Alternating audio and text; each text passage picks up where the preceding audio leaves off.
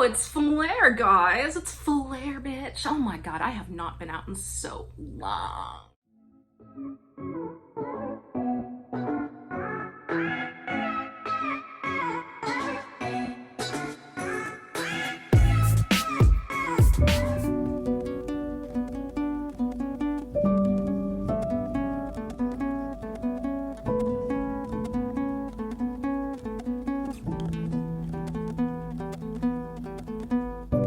Hello everyone, this is DID Hatchery, and today I would like to talk about the reasons that DID is so painful to live with.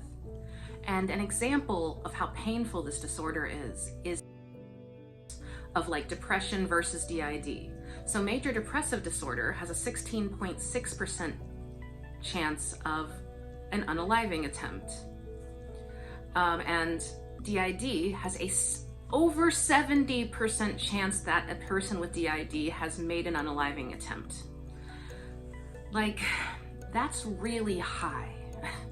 That's really, really, really high.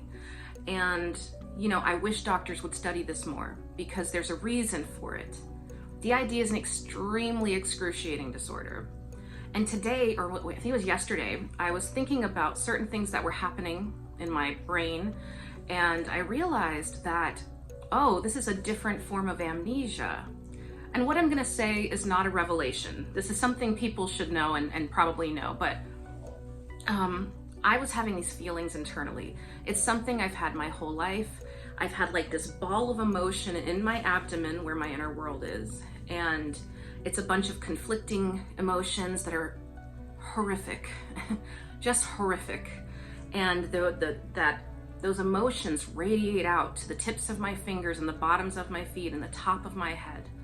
And my whole life, I just thought, I guess everybody has this horrific ball of pain, and I had better learn how to deal with it.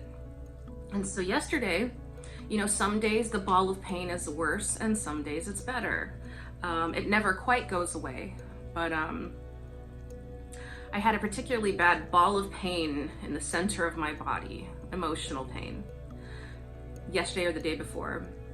And I was telling somebody that, you know, part of the problem with this pain is I know it's emotions I'm having somewhere, but I don't know who is feeling them, why they're feeling them, or what happened to make these feelings happen right now. A number of things could be going on inside. Parts of me could be reliving flashbacks. Parts of me could be triggered by something in the environment that I'm not aware of. Whatever it is, what I realized is the problem with DID is I can't address any of my feelings directly. I can't address the majority of my feelings directly. I can't say, like I said, I can't say, oh, I tripped and fell and that made me really sad, and so somebody comfort me for having tripped and fallen. No, I don't have that knowledge. All I know is I have these radiating, horrific pains, these emotions inside of me that are too big for my body, just too big for it. And I can't fix them because I don't know why I'm having them. I don't know the story behind them. I don't know what's happening. So that seems to me to be a form of amnesia. I don't know why I'm upset, but I just know I have the resulting feelings. And so if you can't process that, like which DID is all about not being able to process things that have happened to you, okay? And so if you can't even think of why you feel the way you do, if you have no awareness because you have amnesia for it, how will you ever fix the way you feel? You can't address it directly. And so a lot of times in my life, even before I knew I had DID, I would have to tell people that I don't often know what exactly is wrong with me. I just know that I can't tolerate the way I'm feeling. And so after I realized I had DID, the way I approach the way I feel is if I feel like this ball of emotion is getting too out of control, is it getting too intense?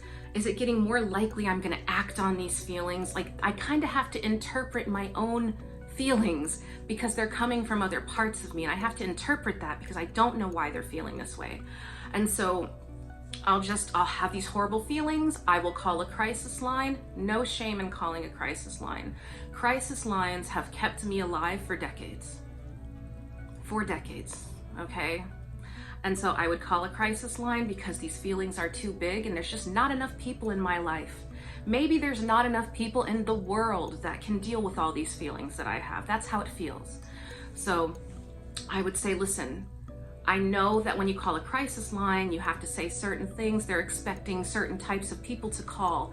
And I say, listen, I have terrible, terrible feelings. I don't know why. I just have to talk about anything until I figure out what reduces the stress inside of me. I have to just hit on topic after topic after topic until something clicks, and then suddenly the stress starts going down internally. See, because if that stress doesn't go down, okay, bad things end up happening. I end up doing bad things to myself, which I'm trying not to do. It's very hard when you have DID. Remember, over 75% of people with DID have attempted to unalive themselves, okay? And also, other thing, I was gonna mention something else, but I just don't wanna deal with the algorithm and their words right now, so I'm just doing the one word, unaliving.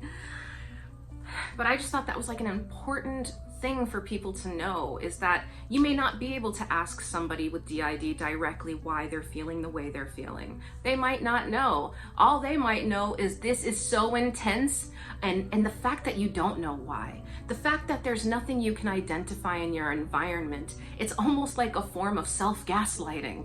It's not, it's just the way the ID is, it kind of feels that way. You're like, I feel like I'm on fire, and outside everything is so calm and everyone's going about their day and someone's going for a walk and there's a cat, okay? Like, and you are like, I'm gonna burst into flames right here in front of you. I'm gonna burst. You don't understand. There are knives coming out of me. You don't get it, you know? And that's how you often feel when you have DID. And then everyone's just strolling around you like nothing's wrong. And therein is this concept of like feeling gaslit by your own feelings, you know? And that can like drive you a little crazy. Like sometimes you need to manifest those feelings to know they are real, and to know that this pain is not your imagination, that it originated somewhere and it can be fixed.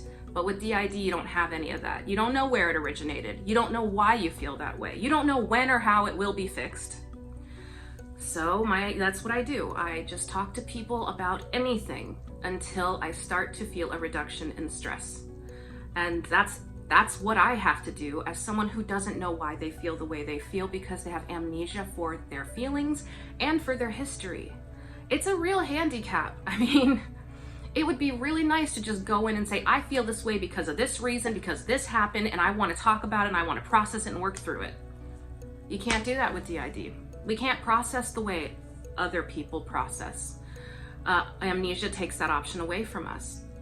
And I don't know how many times I've said amnesia. I feel like I'm a little bit dissociated and I don't know who I am right now. Like, I thought I was Brandy when I started, but like, I don't think I'm Brandy anymore.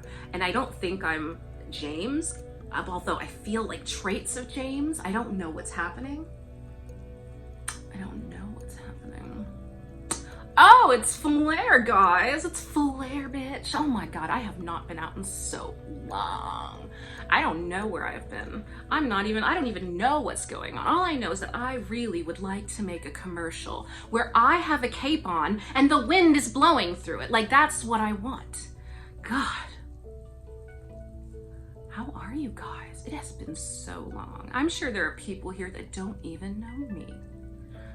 There's a video that was very controversial that I made when I was out and I had fun. And apparently sometimes you're not allowed to have fun on the internet. So, you know, although I do feel a little mixed, I don't feel quite entirely myself. I feel like Simon might be around here, like around the corner affecting me. So, okay, so anyway. Okay, like I know I switched and I know I came back. Okay, I don't know what I switched into or came back from. I know that I was talking about the pain of DID and not being able to process your feelings. And that's so important. And I feel like I'm rambling. I feel like I'm rambling. And that's another problem that I have having DID. The way I present externally is not the way I present internally to myself. Often when externally I might sound like I'm being very even, very clear, internally I feel like it's chaos. Like the words coming out of my mouth don't make any sense. Like literally that's how I feel right now. Like the words are a jumble, they're not making sense. And then when I watch this later, it's just gonna be salad, you know? But anyway, things have been, you know, difficult trying to get past what happened with the hospital and the fallout into other parts of my life that this caused, and just trying to get past that. And my next video, I'm not sure what it'll be, because like I really wanted to make a follow-up video about why, like really more details as to why the uncertainty of being in hospitals is such a trigger for us, because we have a lot of stories, and they need to be told, because mental health care has to be held accountable. Even if these facilities don't exist anymore, these stories need to be told. And so hopefully maybe my next video will address that. I wanted it to be this one, but like I was saying, I don't think I finished. I often have to just go with the flow of whatever my parts want to talk about. Otherwise, it just won't be a good video. Trying to force other topics doesn't work. And so I hope everybody is doing well. We're trying to get by, seeing our therapist tonight. Everything is extremely uncomfortable, not with the therapist, but for other reasons. And, you know, I'm just trying my best. And I don't know, maybe my best won't be good enough. I mean, there are many times in my life where my best has not been good enough, so we'll see what happens. And I hope everybody's doing well, and we love you. And you all have a good day. Okay, bye-bye.